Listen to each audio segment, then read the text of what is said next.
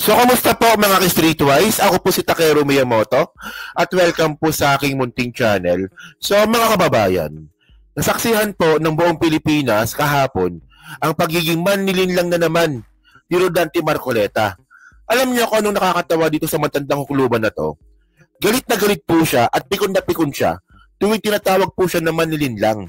Ano bang ginawa niya kahapon sa Senado? Pirit niya pong binaliktad, pirit niya pong tinwist yung rules ng Senado para lang po ma-dismiss yung impeachment trial ni Sara Duterte. Yun nga lang po mga kababayan, ito po ay napigilan ni Senator Ping Lacson. Buti na lang kamo na dyan si Ping Lacson, kung hindi, edin na mayagpag na naman po yung pagiging manlilinlang ni Marcoleta. Hindi lang po sa Kongreso, pati na po sa Senado. Okay? So actually may video tayo dito. No? So ito po, nakita ko po ito sa post ni Rizon Teberos. Sabi dito, no, Senator Ping Lacson is absolutely right. Wala ang motion to dismiss sa rules ng Senado. Okay. So ngayon, para makuha natin yung context nito mga streetwise, no, kahapon po kasi, nagkaroon ng sesyon sa Senado. Ngayon, ang gusto po ng Duterte Black, at kasama na dito si Marcoleta, na magkaroon daw po ng motion to dismiss, no, regarding po dito sa impeachment trial ni Sara Duterte. Yun nga lang, sabi po ni Ping Lacson, bakit ka mag-motion to dismiss kung wala naman ganun tayong rules? So bakit na i-dismiss ang kaso ni Sara Duterte sa impeachment kung wala pang napapakitang ebidensya? Oh, so para mas maganda mga kababayan, no, ito yung ito yung video po ni ni Marcoleta. sige. Motion to dismiss. It is true that the motion to dismiss is not part of our rules, but it is part. Kita mo, diba, simula pala ng video, katangahan na eh. O, alam niyo yung point dito mga ka-streetwise, ayaw po ni Marcoleta na tinatawag po siyang manlilinlang. Pero anong tawag niyo doon? No, magpa-file ka ng motion to dismiss, pero wala naman pala sa rules. Wala naman pala sa rules ng Senado, pero magpa-file ka ng motion to dismiss? Anong tawag mo doon? Pagiging honest ba yon? Oh. Of our rules po yung pagiging suppletory application po ng rules of court. Wala rin napalusot ngayon ni Marcoleta. Meron tayong pagiging suppletory daw po ng Senado. So ano ba yung ibig sabihin ng suppletory? So yung suppletory mga kababayan na parang ina-adapt mo yung kapangyarihan ng judiciary sa Senado. May ganun, may suppletory rules. No? Ang problema mga kababayan, panloloko pa rin po ito. Kasi po, mayroon talagang suppletory rules po ang Senado, pero ito po ay ginagamit po sa legislative, sa paggawa ng batas, hindi po sa impeachment. O saan ang tawag nyo doon? Pinipilit po ni Marcoleta yung mga bagay na wala naman sa rules para lang po baliktutin, para lang po lumabas, no, na mapadismiss lang po yung kaso ni Sara Duterte dyan po sa impeachment court. Strike 2 na po kaagad yun eh. Nag-file ng motion to dismiss, wala namang motion to dismiss. Tapos sabi niya, suppletory daw po yung Senado. In the first place, hindi naman po suppletory yung Senado kapag pinag-uusapan impeachment. O suppletory lang po sila sa paggawa po ng batas sa legislative. O, saan tawag yun doon? Di ba? Pagiging honest ba yun? Kita mo, 5 seconds pa lang nga yung video. Pero play natin lahat para mas maganda. Sige, play natin lahat. Para makuha natin yung sagutan nga po ni Ping Lacson at saka ni Marcoleta. Sige. To dismiss. It is true that the motion to dismiss is not part of our rules, but it is part of our rules po yung pagiging suppletory application po ng rules of court. Wala rin po ako makitang suppletory application sa rules of the Senate. Diba? Wala din, sasabi na nito ni Lacson wala din daw pong suppletory rules, no, na nabasa sa rules of the Senate. Plenary, maski po basahin natin na 100 beses ang ating rules of the Senate, wala pong suppletory application sa ating diba? Rules. Ngayon, paano to ngayon? Paano to ngayon? Alam niyo po kanina, no, nung napanood yung nga po ito kanina sa Facebook page nga po ni Senator Rizon Teberos, pumasok agad sa utak ko, no, na talagang may talent po talaga si Marcoleta naman din lang. No, para lang po makuha or ma-please ko ano yung gusto niya. Kaya niya pong bulok-tutin yung mga rules and regulations, no, para po no makuha yung narrative na gusto niya. Oh, continue natin, sige. Mr. President, I've been diligently reading and reviewing the rules of the Senate since I've been out of this august chamber for 3 years. Nowhere in our rules can I find a provision on a motion to dismiss as submitted by the honorable gentleman from Tarlac. Neither is there a suppletory application of the rules of court to offer a space for such motion to dismiss, except perhaps in the committees performing their legislative inquiries in aid of legislation. O yan, no, di ba? Oh. Sabi ni Ping Lacson, no? Oh, merong supplementary rules po yung Kongreso tuloy. Meron pong supplementary rules sa Senado. Kung sila po ay umaakto, no, bilang aid of legislation. In aid of legislation. So, ulitin ko lang no? Walang rules ng motion to dismiss. Pero gusto nilang i-dismiss yung kaso ni Sara. Ang palusot ni Marcoleta, hindi, meron tayong supplementary rules. So, ano ba yung supplementary rules? Yung supplementary rules, mga kababayan, pwedeng umakto bilang husgado, no? Yung Senado. Oo, pwede. Pero in aid of legislation lang.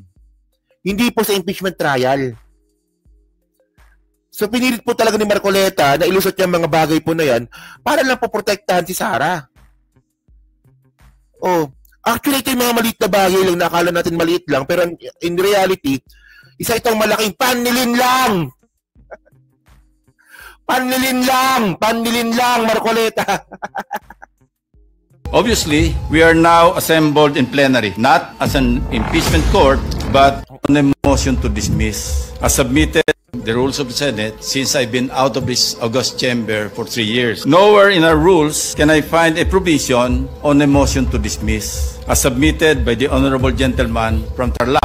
Neither is there a suppletory application of the rules of court to offer a space for such motion to dismiss, except perhaps in the committees performing their legislative inquiries in aid of legislation. Obviously, we are now assembled in plenary, not as an impeachment court, but as a legislative body, and I cannot relate to a motion in this plenary to an issue that involves a collective decision that falls solely and exclusively under the jurisdiction and authority of an impeachment court. How do we deal with the pending motion? I refer to the motion to dismiss. Shall we even take it up or deal with it? Kasi wala po sa rules natin. Paano wala tayo pong guidelines? Kasi wala po sa rules natin yung motion to dismiss.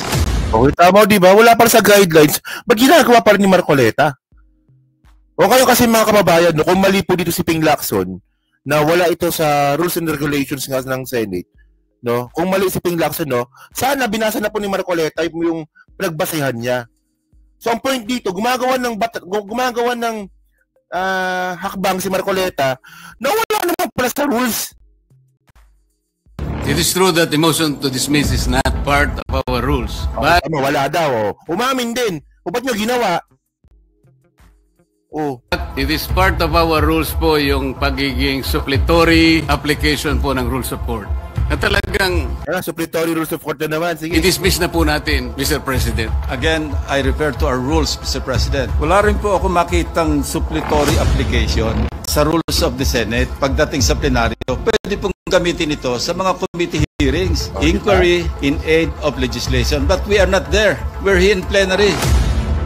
Maski po basahin natin na 100 beses ang ating rules of the Senate, wala pong supplementary application sa ating... Marcoleta, manlilin lang ka talaga. Actually, mga kababayan, no, ito yung pinakamalupit na ginawa ni Marcoleta this week lang, no. So actually, tuwan-tuwa yung mga ibang mga anti-Duterte dito, no. Pero ako hindi po ako naniwala. Hindi po kagad ako naniwala. So naalala nyo to, kasasabi niya lang nito nung nakaraang araw Sabi niya dito, hindi ako PDP laban, adopted lang ako. Hindi ko alam kung bakit sinasabi nila Duterte Black ako. Ngayon po, tinatanggi po ni Marcoleta ng isang araw na siya daw po ay Duterte Black. No? Na parte ng Duterte Black. Actually, may mga ibang natuwa na palakpakan pa, di ba? Oh, galing talaga, Marcoleta. You're the beast. Sabi ganun, no? Pero, ano ba sinabi ko doon? Ang sabi ko, mga kababayan, nung binanggit ni Marcoleta yung statement niya na yan, huwag po natin kakalimutan kung ano po yung ginawa ni Marcoleta before. No?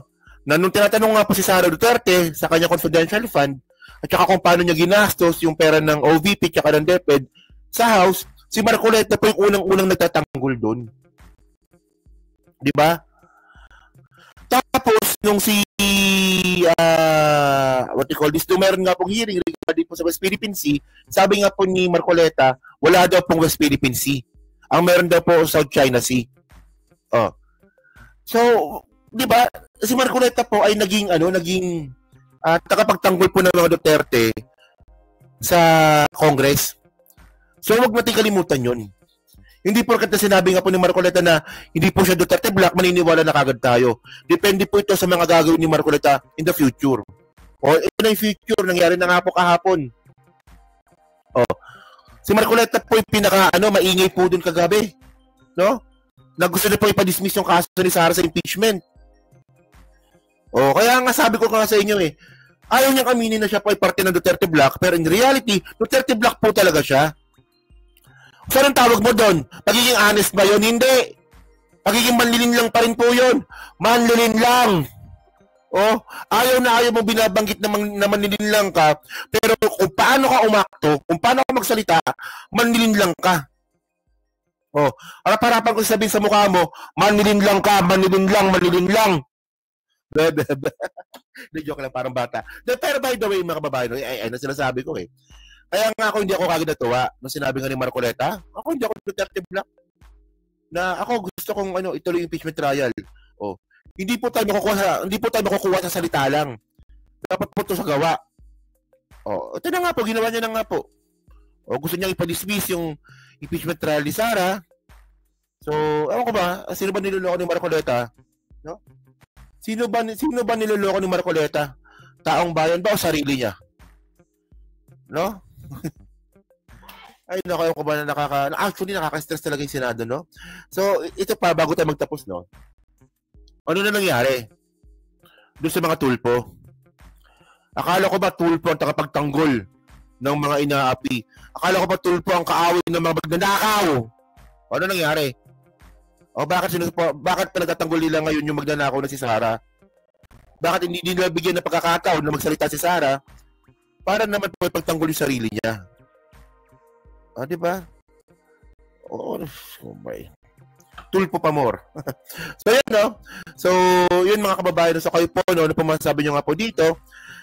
Sa mga ginawa nga po ni Manlilin lang na Marcoleta. Kayo ba, naniniwala ba kayo na isa siyang Manlilin lang? O hindi? So, yun, no? So, pa-comment na po sa baba at binabasa ko pong lahat yan. At syempre, dyan po sa Team Replay. Pa-like, pa-subscribe. Hindi naman kalabisan. Pa-share na rin po ng video po na to. So, thank you mga ka-Streetwise. Kita na lang ulit tayo sa susunod na panlilin lang. So, thank you. Salamat and babush.